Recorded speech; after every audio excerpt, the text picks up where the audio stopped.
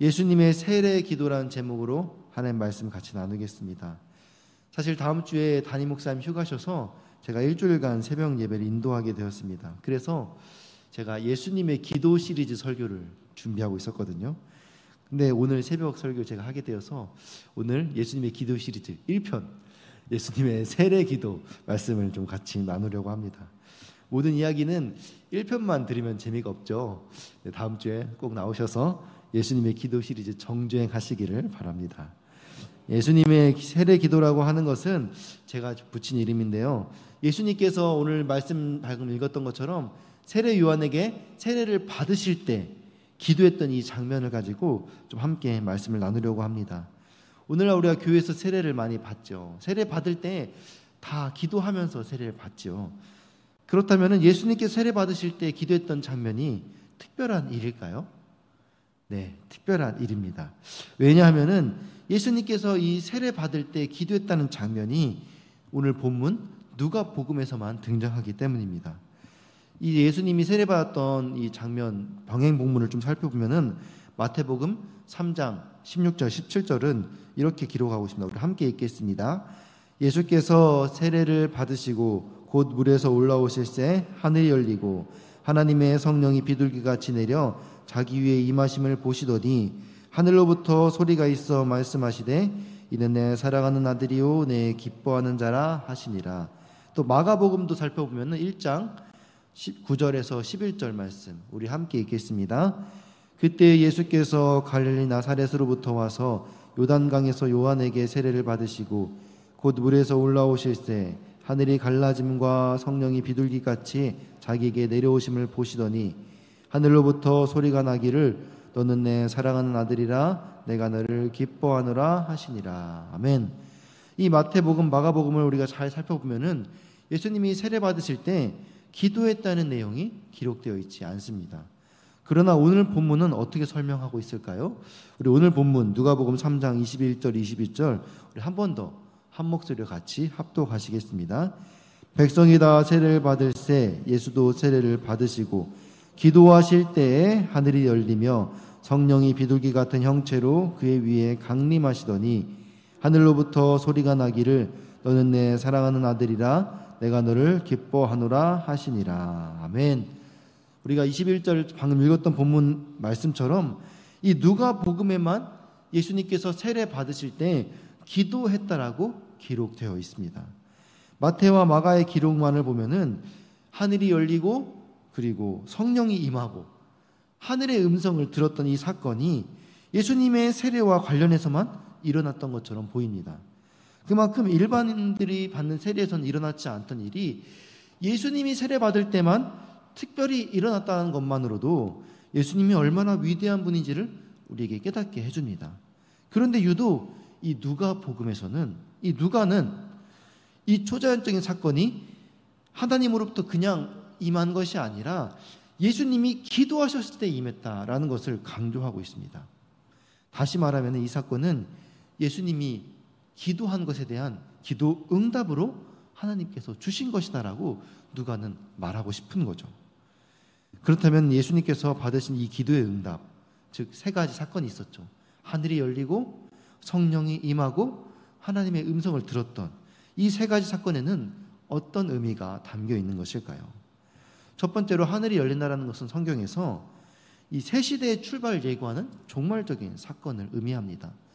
하늘이 열리고 하나님의 새로운 시대가 이 땅 가운데 도래했다는 것을 의미할 때 성경에서 그런 표현을 많이 쓰게 되죠. 두 번째로 성령의 임재는 이 메시아에게 약속된 성령, 이 성령이 예수님께 임재함으로써 지금 예수님이 누구냐면은 구약에 약속된 메시아라는 것을 확인시켜주는 장면인 것입니다. 마지막으로 세 번째, 하늘의 음성은 이 음성 그대로 예수님께서 하나님의 아들이라는 것을 확증하시는 것입니다. 다시 말해서 예수님이 세례를 받으실 때 받았던 이 기도의 응답은 예수님께서 새 시대를 가져올 하나님의 아들 메시아라는 사실을 이 세상에 나타내 보여주신 것입니다. 누가는 그렇게 예수님의 세례 기도의 응답으로 예수님의 정체와 사명을 드러내었습니다. 그리고 나서 그 다음 절 23절부터는 예수님의 족보를 기록함으로써 그러면 그분이 어떤 분인가를 이 세계 역사적인 관점에서 소개하는 것이죠. 그런데 이 누가복음의 족보는 조금 더 특별합니다. 마태복음의 족보는 이스라엘 역사를 중심으로 하기 때문에 이 아브라함에서부터 시작해서 예수님으로부터 왔다라는 것을 이제 끝을 맺는 거죠. 그런데 이 누가복음의 역사는 예수님으로부터 시작하여서 역사를 거슬러 올라가서 이 이스라엘의 역사, 아브라함 때까지의 역사를 관통해서 그 위에 이제 역사의 시작, 하나님의 첫 아들 아담까지 올라가게 되는 거죠. 이 아담은 누구예요? 하나님의 첫 아들이죠. 그렇다면 예수님은 누구일까요? 바로 하나님의 마지막 아들이자 둘째 아담으로 이 세상에 오신 것입니다. 첫째 아담이 원죄로 말미암아 사망의 역사를 만들었다면은 예수님은 그렇게 망가진 인류의 역사를 바로잡기 위해서 하나님의 마지막 아들로 이 땅 가운데 오신 것입니다. 예수님과 아담의 대조를 바울 서신에서 이렇게 기록하죠. 고린도전서 15장 45절에서 50절까지 우리 함께 같이 읽겠습니다. 기록된 바 첫사람 아담은 생령이 되었다 함과 같이 마지막 아담은 살려주는 영이 되었나니 그러나 먼저는 신령한 사람이 아니요 육의 사람이요 그 다음에 신령한 사람이니라. 첫사람은 땅에서 났으니 흙에 속한 자이거니와 둘째 사람은 하늘에서 나셨느니라. 무릇 흙에 속한 자들은 저 흙 속의 자와 같고 무릇 하늘에 속한 자들은 저 하늘에 속한 이와 같으니 우리가 흙에 속한 자의 형상을 입은 것 같이 또한 하늘에 속한 이의 형상을 입으리라. 형제들아 내가 이것을 말하노니 혈과 육은 하나님 나라를 이어받을 수 없고 또한 썩는 것은 썩지 아니한 것을 유업으로 받지 못하느니라. 아멘. 이렇게 아담의 타락이 인류에게 죄와 사망을 가져오는 최악의 소식이었다면은 이제는 예수님께서 세례를 받으시고 메시아적인 구원 사역을 이제 시작하셨다. 예수님의 등장이 바로 인류에게는 구원과 생명의 기쁜 소식이 된 것입니다. 그래서 누가는 2장 10절에서 이런 예수님의 탄생을 온 백성에게 미친 좋은 소식이라고 소개했습니다. 누가복음 2장 10절 같이 읽겠습니다. 천사가 이르되 무서워하지 말라. 보라 내가 온 백성에게 미칠 큰 기쁨의 좋은 소식을 너희에게 전하노라. 아멘. 이처럼 예수님의 기도와 이 기도 응답의 사건은 예수님의 정체와 그 사역의 시작을 드리는 중요한 사건이었습니다. 지금까지 평범하게 사셨던 예수님께서 이제 본격적으로 사역에 들어가는 전환점을 맞이하게 되는 것이죠. 아마도 누가는 이 예수님의 기도가 없었더라면은 아마도 하나님이 보이신 이 초자연적인 응답은 없었을 것이라고 주장하는 것 같습니다. 그렇다면은 이렇듯 예수님의 이 세례 기도가 우리에겐 어떤 의미가 있는 것일까요? 첫 번째로 예수님이 기도할 때 성령의 임재를 경험했다는 것입니다. 성령이 처음 임재했던 사건은 모두 다 기도와 관련이 있습니다. 예수님이 성령 받으셨을 때 기도했습니다. 그리고 초대교회에 성령이 처음 임재했을 때 기도했습니다. 예수님이 세례받을 때 성령을 받았다는 사건도 중요하지만은 이 기도했던 이 장면이 다 누가복음과 사도행전을 기록했던 누가로부터 전해졌다라는 거예요. 그러니까 이 모두 기도하고 있을 때 역사가 일어났다는 걸 강조하고 싶은 겁니다. 이것은 우리에게 분명히 말해주고 있습니다. 기도 없이는 성령을 경험할 수 없다라는 거죠. 누가복음 11장 13절은 이렇게 말합니다. 우리 함께 읽겠습니다. 너희가 악할지라도 좋은 것을 자식에게 줄 알거든 하물며 너희 하늘 아버지께서 구하는 자에게 성령을 주시지 않겠느냐 하시니라. 아멘. 성령은 이렇게 사모하며 간절히 구하는 자에게 주시는 하나님의 선물입니다. 그래서 오늘도 우리가 성령을 구하며 기도해야 될 줄 믿습니다. 아멘. 두 번째로 예수님의 세례 기도는 우리에게 어떤 의미가 있는 것일까요? 두 번째, 예수님이 기도할 때 메시아 사역이 본격적으로 시작되었다는 것입니다. 예수님이 기도할 때 하늘이 열리고 성령이 임하고 하나님의 음성을 들음으로써 자기 정체성과 사명을 확실하게 드러냈습니다. 이 초대교회도 기도하던 중에 120명의 사람들이 성령을 받고 그때부터 그들 중심으로 초대교회가 시작되지 않았습니까? 그렇게 성령을 받은 사도들과 제자들은 성령의 인도하심을 받아서 설교하고 기적을 행하고 3,000명씩 신도들이 모이고 또 교회를 건강하게 세우면서 하나님의 역사를 이뤄가기 시작했습니다. 하나님은 이렇게 기도하는 자들을 통해서 하나님의 역사를 이뤄가십니다. 기도할 때 이제 하나님의 사역이 본격적으로 시작된다는 거죠. 영국 출신의 중국 선교사인 허드슨 테일러는 이런 유명한 말을 남겼습니다. 우리가 일하면은 우리가 일하는 것이지만 우리가 기도하면은 하나님이 역사하기 시작한다. 아멘. 오늘도 우리가 일하지 않고 우리를 통해 하나님이 일하시도록 우리가 기도해야 될 줄 믿습니다. 마지막 세 번째로 예수님의 세례 기도는 우리에게 어떤 의미가 있는 것일까요? 바로 예수님이 기도할 때 정체성을 확인받았다라는 거죠. 물론 예수님께서는 이미 태어날 때부터 자기의 정체성을 알고 계셨겠죠. 그런데 세례 받을 때 기도하심으로 그 역사를 통해서 이 정체성을 본인도 확인받고 또 그 정체성을 세상 가운데 드러내셨다라는 거예요. 우리의 정체성이 무엇입니까? 우리 정체성은 하나님의 자녀죠. 그런데 우리가 하나님의 자녀라는 사실을 우리가 어떻게 알 수 있을까요? 우리가 잘 알고 있다시피 요한복음 1장 12절에는 영접하는 자 곧 그 이를 믿는 자들에게는 하나님의 자녀가 되는 권세를 주셨으니 우리가 예수님을 믿고 영접하면은 우리가 하나님의 자녀가 되는 거예요. 그런데 그것을 우리가 어떻게 확인할 수 있냐는 거예요. 하나님의 자녀라는 확신을 얻을 수 있는 방법이 여러 가지가 있겠지만은 그 중에 하나 중에 가장 중요한 것은 우리가 기도할 때 하나님의 자녀가 된 정체성을 확인받게 된다는 사실입니다. 물론 기도를 통해서 하나님의 자녀가 되는 것은 아니에요. 그러나 이미 하나님의 자녀가 된 자들이 기도를 통해서 하나님의 자녀인 것을 체험하고 개인적으로 확인을 받게 된다라면은 우리의 신앙은 더 성숙해지고 하나님께 더 가까이 나아가게 된다는 사실입니다.